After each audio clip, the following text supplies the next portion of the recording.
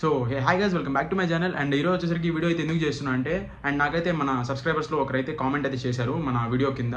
అదేంటంటే నేనైతే చదివి చూపిస్తాను మీకు.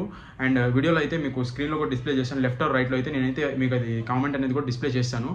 అండ్ తనైతే మన సబ్స్క్రైబర్, అండ్ ఏదైతే మన ర్యాపిడో నడుపుతూ ఉన్నాడు హైదరాబాద్లో. అండ్ ఎప్పుడైతే కస్టమర్ని పికప్ చేసుకొని డ్రాప్ దగ్గరికి వెళ్తున్నప్పుడు అయితే ముందర డిస్క్ పట్టేసి స్కిడ్ అయి పడిపోయాడు. సో ఎగిరైతే పడ్డాడు. ఎగిరి పడడం వల్ల అయితే కాళ్ళు అయితే కొంచెము క్రాక్ ఇచ్చింది. దానికి వచ్చేసి మనకు మళ్ళీ అయితే కాల్లో రాడ్ కూడా వేయాల్సి వచ్చింది. చూడండి ఎంత ఇదిగా ఉందో. సో ఈ వీడియో పెట్టడానికి కారణం ఏంటంటే, మనకు ర్యాపిడోడు మన దగ్గర డబ్బులు అయితే తీసుకుంటాడు, కాదనట్లేదు. అదనేసి కమిషన్లని, ట్యాక్స్లని మొత్తం తీసుకుంటాడు. నేను ర్యాపిడో దాంట్లో ఉండి కూడా నేను ఎందుకు ఇట్లా మాట్లాడుతున్నానంటే, యాక్చువల్గా నేను ర్యాపిడో చేస్తా కూడా నేను ఎందుకు ఇట్లా మాట్లాడుతున్నానంటే, మన దగ్గర అన్ని తీసుకుంటూ కూడా మనకు కావాల్సిన మనకి ఇవ్వాలి కదా. ఈవెన్ ఒక 180 రూపీస్ ఇన్సూరెన్స్ అనేసి తీసుకుంటాడు మన దగ్గర.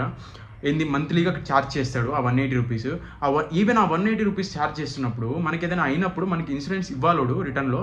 సో తినకి ఇంత జరిగి అండ్ హాస్పిటలైజ్ అయ్యి ఈవెన్ దగ్గరలో ఉన్న హాస్పిటల్కి వెళ్ళి చేరి ఇంత జరిగినా కూడా లాస్ట్కి ర్యాపిడో దగ్గర నుంచి ఒక్క రూపాయి రాలేదు. ఇంకా అర్థం చేసుకోండి ఎట్లా ఉందో. కాల్ చేసి అడిగితే ఏమంటున్నారంటే, మీరు ప్రైవేట్ హాస్పిటల్కి వెళ్ళండి, అప్పుడైతే మేము డబ్బులు ఇవ్వగలుగుతాము. మీరు గవర్నమెంట్ హాస్పిటల్కి వెళ్ళి మొత్తం చూపించుకున్నారు, మేమైతే ఇప్పుడు ఏమి ఇవ్వలేము అనేసి చేతులు ఎత్తేసారు. ఫస్ట్ కాల్ చేసినప్పుడు మీరు డిశ్చార్జ్ అయిన 3 days తర్వాత కాల్ చేయండి, ప్రాబ్లం లేదు, మేము అరేంజ్ చేస్తాం, మీకు ప్రాబ్లం లేదు, ఇన్సూరెన్స్ వస్తుందిలేండి, క్లెయిమ్ అవుతుంది అనేసి అన్నారంట. సో తనైతే మన సేమ్ నాలాగే, అండ్ చాలామంది ఇట్లే బయట సిటీస్లోకి వచ్చేసి చేస్తున్నాను నాకు తెలుసు. అండ్ ఈవెన్ నేను కూడా అదే దాంట్లో ఉన్నాను కాబట్టి. తను ఒక డిగ్రీ చదువుకొని ఏదో పీజీలో ఉండి చేస్తున్నవాడు. సో అలాంటి వాడికి ఇట్లా జరిగి అది హాస్టల్ డబ్బులు కట్టలేక ఒక పక్క తెలుసు కదా, ఇంకా తెలిసిందే మనందరికీ, ఇంకా నేను చెప్పుకోబడలేదు ఎక్కువ. ఎందుకంటే నాకే అసలు ఎట్లా అనిపిస్తుంది మనసుకి అట్లా జరిగింది అంటే. ఈవెన్ ఆ సిచ్యువేషన్లో మనం కూడా ఉన్నా కూడా అట్లే జరుగుతుంది. ఎందుకంటే ఫినాన్షియల్ హెల్ప్ లేకుండా ఆ సిచ్యువేషన్ విస్టాండ్ చేసి బయటికి రావడం అంటే చాలా గ్రేట్ అసలు చెప్పాలంటే. సో నేను ఈ వీడియో ఎందుకు చేస్తున్నానంటే, నేను తనకి లైన్లో కూడా తీసుకుంటాను, కాల్లో కూడా తీసుకుంటాను, మాట్లాడతాను మీ ముందే. ఎందుకంటే నేను ఈ వీడియో చేయడానికి కారణం కూడా ఏంటంటే, నా ఛానల్ వచ్చేసి ఇప్పుడు ఎదుగుతున్న ఛానల్. సో నా దగ్గర ఇప్పుడు ఫైనాన్షియల్గా నేనైతే తనకి ఏం హెల్ప్ చేయలేను, ఈవెన్ ₹1 కూడా నేను హెల్ప్ చేయలేను తనకి. కాకపోతే నేను ఒకటే చెప్పాను, బ్రదర్ నా సైడ్గా నీకు హెల్ప్ అంటే నీ తరపున ఒక్క వీడియో నేను చేసేస్తాను, ప్రాబ్లం లేదు. కానీ ఎవడో ఒకరు చూస్తున్న దాతలు ఉంటారు, ఎవడు కూడా లేకుండా ఉండడు. అండ్ ఈవెన్ నాకైనంత నేను చేస్తాను, ప్రాబ్లం లేదు. కాకపోతే నేనేంటంటే దాని మీద వీడియో చేసి ఇలాంటిది ఇంకోటికి జరగకూడదు అనేసి, బ్రదర్ నేను మీకు కామెంట్ పెడుతున్నాను అనేసి ఆయన ఇంత ఇదిగా మెన్షన్ చేసి చెప్పారు. సో ఇంకా అర్థం చేసుకోండి, తను అంటే మన ర్యాపిడో రైడర్స్కి అందరికీ ఒక అవగాహన ఇస్తున్నాడు తను. సో బ్రదర్ మీకు చెప్తున్నాను కదా, మీకు ఎట్లా ఒకటి నేను చూస్తాను, అండ్ మీ డీటెయిల్స్ అండ్ ఆ బ్రదర్ అకౌంట్ డీటెయిల్స్ అండ్ తన ఫొటోస్ మెడికల్గా జరిగినవి అన్నీ కూడా నేను పెడతాను. కాకపోతే నేను ఏంటంటే తన్ని లైన్లో తీసుకొని మీరే వినండి ఏం చెప్తున్నాడో తను. అసలు నాకే చాలా బాధాకరంగా అనిపించింది మొత్తం వింటా ఉంటే. అట్లా జరిగిందంటే అదే సిచ్యువేషన్ మనకు జరిగినా కూడా ఈవెన్ చెప్తున్నాం కదా, మనం కూడా అట్లే ఫేస్ చేస్తాము.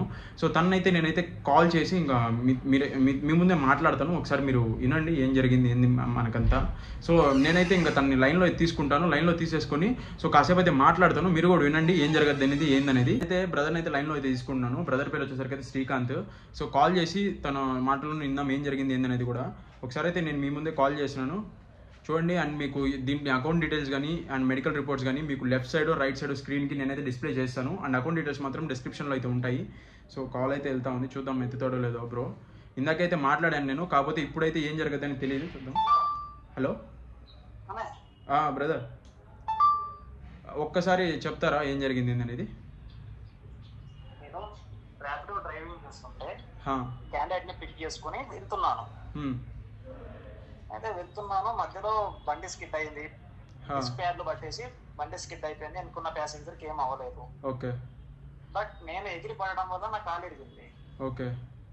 ఎమర్జెన్సీలో ఎవరు లేరు, అక్కడ 108 కాల్ చేశాను, గాంధీ హాస్పిటల్ వెళ్ళాను.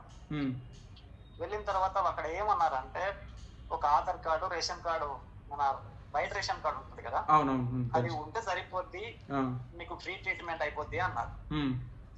ఒకవేళ అది లేకపోతే మీకు రాడేయడానికి 15,000 ఖర్చు అవుతుంది అని చెప్పేసి అన్నారు. నేను ఎలాగో తెప్పిస్తానులే అని చెప్పేసి నేను అక్కడే నైట్ ఉండేసి ట్రీట్మెంట్ చేయించుకున్నాను. ట్రీట్మెంట్ చేయించుకున్నాక నెక్స్ట్ డే ఇంటికి కాల్ చేసి ఇలా అయింది ప్రాబ్లం అంటే, వాళ్ళు బాధపడుతూ అవన్నీ తీసుకొచ్చారు, ఇచ్చారు. ఆ తర్వాత ఒక 2 days కి ర్యాపిడో వాళ్ళకి కాల్ చేశారు. ఇన్సూరెన్స్ క్లెయిమ్ చేస్తారు కదా అని చెప్పేసి. అవును అవును. వాళ్ళు ఏమన్నారంటే గవర్నమెంట్ హాస్పిటల్లో జాయిన్ అయితే మేము ఇన్సూరెన్స్ క్లెయిమ్ చేయలేము అని చెప్పేసి అన్నారు. ముందు 3 days డిశ్చార్జ్ అయిన తర్వాత చూద్దాం అనేసి అన్నారు కదా మీరు? అవును, ప్రజెంట్ చెప్తా అన్న. Okay okay. ఫస్ట్ ఏమన్నారంటే వాళ్ళు కాల్ చేస్తే ఒక 3 days మీరు డిశ్చార్జ్ అయిన తర్వాత మీరు తీరిగ్గా చేసుకోండి అప్పుడు క్లెయిమ్ చేస్తామని చెప్పేసి అన్నారు. ఓకే.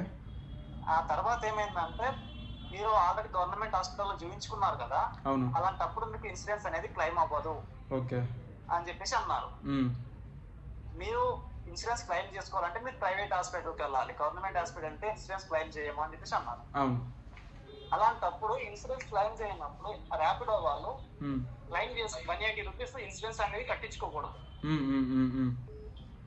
అలాంటి నేను అదే అడిగాను, బయట ఏదైనా థర్డ్ పార్టీ ఇన్సూరెన్స్ ఉన్నాయి, ఏదైనా హెల్త్ ఇష్యూ వచ్చినా ఏదొచ్చినా ఇన్సూరెన్స్ అవి క్లెయిమ్ అవుతున్నాయి, ఇది ఎందుకు అవ్వట్లేదు అని చెప్పేసి అడిగితే మీరు గవర్నమెంట్ లో ఫ్రీ ట్రీట్మెంట్ ఉంటుంది కాబట్టి మీకు ఇన్సూరెన్స్ అనేది రాదు అని చెప్పేసి అంటున్నారు.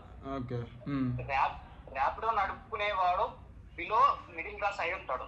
అవును బ్రదర్. వాడు గవర్నమెంట్ హాస్పిటల్కే వెళ్తాడు కానీ ప్రైవేట్ హాస్పిటల్ ఎందుకు వెళ్తాడు?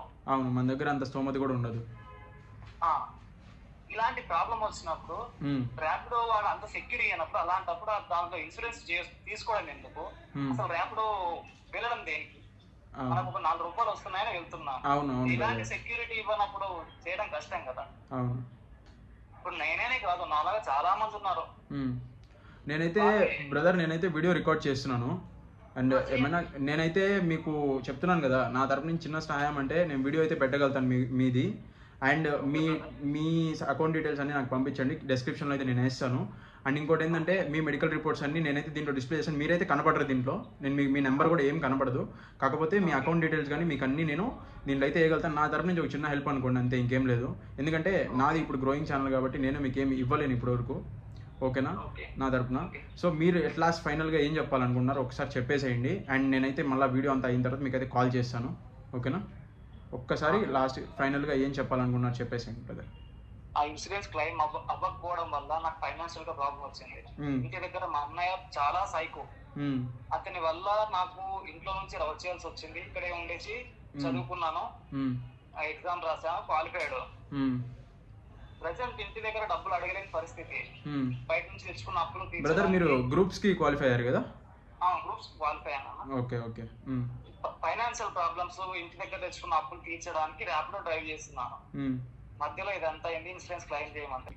కావాలంటే ఎవరైనా హెల్ప్ చేసే వాళ్ళు ఉంటే నా కాంటాక్ట్ నెంబర్ ఇస్తాను, వాళ్ళు కాల్ చేసి నా క్లియర్ గా డీటెయిల్స్ తెలుసుకున్న తర్వాతే హెల్ప్ చేయమని. బ్రో నాకైతే యూట్యూబర్స్ తెలిసిన వాళ్ళే ఉన్నారు, ప్రాబ్లం లేదు. కాకపోతే నేను నా తరపున అయినంత నేను చూస్తాను. వాళ్ళ దాంట్లో కూడా మీరు అయితే ఒకవేళ వాళ్ళ తరపున అయితే వాళ్ళ అకౌంట్లో వాళ్ళ వీడియోస్లో కూడా మీ డీటెయిల్స్ పెట్టగలుగుతాను, ఓకేనా? నేను ఆల్రెడీ నాకు ట్రీట్మెంట్ అయిన ఖర్చు అని కాదు, కనీసం నేను ఉండడానికి నాకు ఫుడ్ ఖర్చు అయితే చాలు. సరే బ్రదర్. అంతేగాని నాకు లక్షలు లే బ్రదర్. ఇప్పుడు నేను మీకు ఎందుకు కాల్ చేసి వీడియో రికార్డ్ చేస్తున్నా అంటే, రేపనే రోజు నేను ఈ వీడియో పెట్టాను అనుకోండి, కింద కొంతమంది ఉంటారు నా కొడుకులు, ఎట్లా ఉంటారంటే ఇలాంటి వీడియోస్ ఇట్లా మీకు తెలుసు కదా, ఇంకా నెగిటివ్ వాళ్ళు కూడా. దానికోసమే మీకు వీడియో నేను మీకు కాల్ చేసి మరి వీడియో రికార్డ్ చేయడానికి కారణం అదే. ఇంకోటి అదే చాలా మంది ఇప్పుడు ఎవరో కొందరు చేసే ఫేక్ వీడియోలకి నాలాంటి వాళ్ళు సఫర్ అయిపోతున్నారు. అదే బ్రదర్, నేనైతే నా తోచిన సహాయం నేను చేస్తాను బ్రదర్, ప్రాబ్లం లేదు, ఓకేనా? ప్రెజెంట్ ఇంటి దగ్గర సిచువేషన్ బాగాలేదని చెప్పేసి నేను హాస్టల్లోనే ఉంటున్నప్పుడు తెలుసు బ్రదర్, పేరెంట్స్ ఉండరు, ఎవరు ఉండరు. అవునవును, నాకు చాలా ఇబ్బంది అవుతుంది. ఓకే, మీకు డీటెయిల్స్ ఇస్తాను, సరే చూడండి. అట్లా బ్రదర్. సరే బ్రదర్, నేనైతే మీకు కాల్ చేస్తాను, ఓకేనా? సరే బ్రదర్, జాగ్రత్త బ్రదర్ మీరు. సో గైజ్ చూసారు కదా, ఇప్పుడే నేనైతే కాల్ అయితే కట్ చేశాను. సో చూస్తున్నారు కదా, తనైతే వచ్చేసి గ్రూప్స్కి క్వాలిఫై అయ్యి కూడా ఇలాంటి చేస్తా అంటే, ప్రతి స్టూడెంట్ లైఫ్లో ఇలాంటివన్నీ చేయాల్సిందే, తప్పదు. స్టార్టింగ్లో కెరీర్ బిల్డ్ అవ్వాలంటే మనం కొన్ని స్ట్రగుల్ అవ్వకపోతే తప్పదు ఇవన్నీ. సో నేనైతే ఏం చెప్తున్నానంటే, ఇలాంటివన్నీ జరుగుతాయి కాదనట్లేదు, కాకపోతే ఇలాంటివి జరగడం వల్ల మనకు చాలా ఫినాన్షియల్గా మనం వెనక్కుంటాం. ఆల్మోస్ట్ మనం ఫినాన్షియల్గా వెనక్కుండే మనం ఇలాంటి ఫీల్డ్స్లోకి అయితే వస్తాము. కాకపోతే ఇప్పుడు నేను ఏమని అడుగుతున్నా అంటే, తన డీటెయిల్స్, అకౌంట్ డీటెయిల్స్ అయితే కింద నేను డిస్క్రిప్షన్లో అయితే మెన్షన్ చేస్తాను, అండ్ స్క్రీన్ మీద కూడా డిస్ప్లే చేస్తాను, రైట్ ఆర్ లెఫ్ట్లో అయితే డిస్ప్లే చేస్తాను. మొత్తం చెక్ చేయండి.